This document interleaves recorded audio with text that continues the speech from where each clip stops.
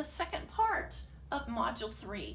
And in the second part of Module 3, we're going to be talking about some rhythms. Previously, we mentioned in an exercise on page, I believe it was page 76, 75, around there, we had our first introduction to eighth notes. Well, here on page 46, it is explaining how eighth notes, 2 of them are equal to 1/4 note, and they go twice as fast. So please feel free to read over that page, and I'm going to show you how all that equals and how it works out to page 47 in the song Feelin' Good. We have all sorts of different rhythms here in Feelin' Good. We've got half notes, we have dotted half notes, we have eighth notes, quarter notes, and whole notes. So we want to make sure that we're really, really accurate though at those rhythms. Some people might argue the notes are more important. Some might argue that the rhythm's more important, but I would say that both of them are equally important. So I do not want you to think, I'll just learn the notes and then I'll put the rhythm in, the counting in. We want to make sure that the rhythm is an integral part of the moment you start to work on this. So often it is good to clap and count out loud the rhythm of a piece before you start. So in Feelin' Good, because you'll see on the second line of Feelin' Good, we have some eighth notes. Oh, actually, we have some on the first line. But whenever we have eighth notes, we count them 1 and 2 and. We put the word and after it just to subdivide the beat. And so this is how I would want you to count this on Feelin' Good.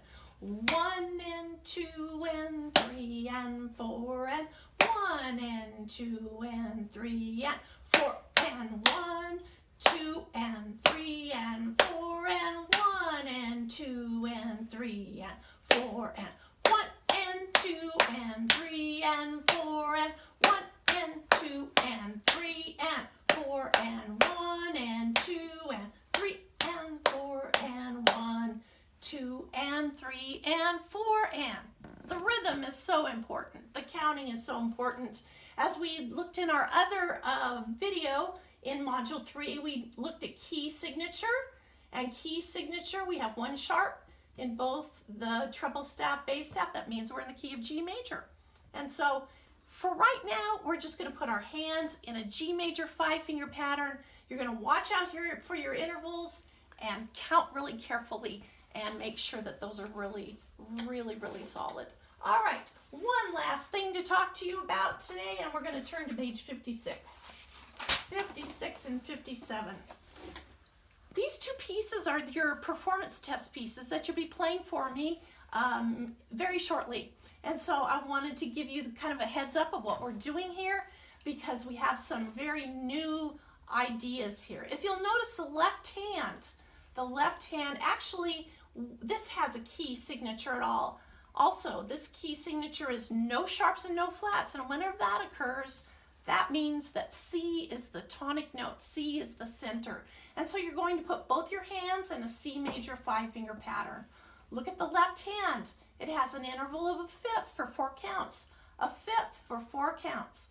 And so the whole entire piece, the left hand is just playing that interval of a fifth. When you play 2 notes at the same time, it is called a harmonic fifth. If I played 1 note at a time to the other note at a time, that would be called a melodic fifth. But here, this is our harmonic fifth, and you're going to be playing it on beat 1.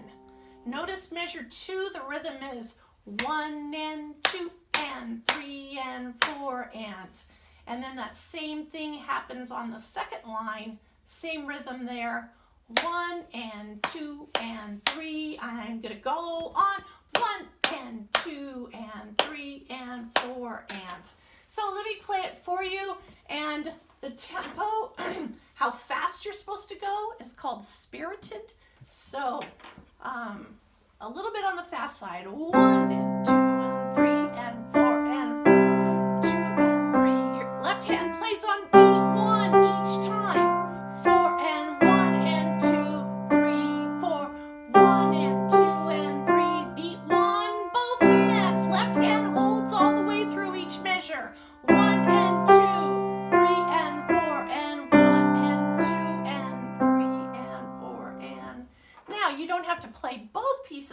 test for me, but one or the other. Page 56 or 57, the left hand on 57 on the French Canadian round still has that interval of a fifth, but look, we've got a new key signature. When we have one flat, it means we're in the key of F major, and for right now, it just means that you're going to put your hand in an F major 5-finger pattern, and you're going to be playing beat 1 in the left hand and holding it through for the whole entire measure while the right hand plays.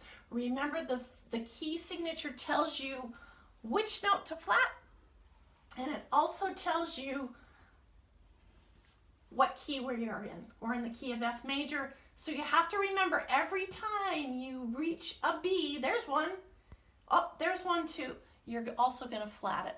So I know you'll enjoy playing these, and I will definitely looking forward to hearing you do that. So keep on at it, and we're getting better all the time.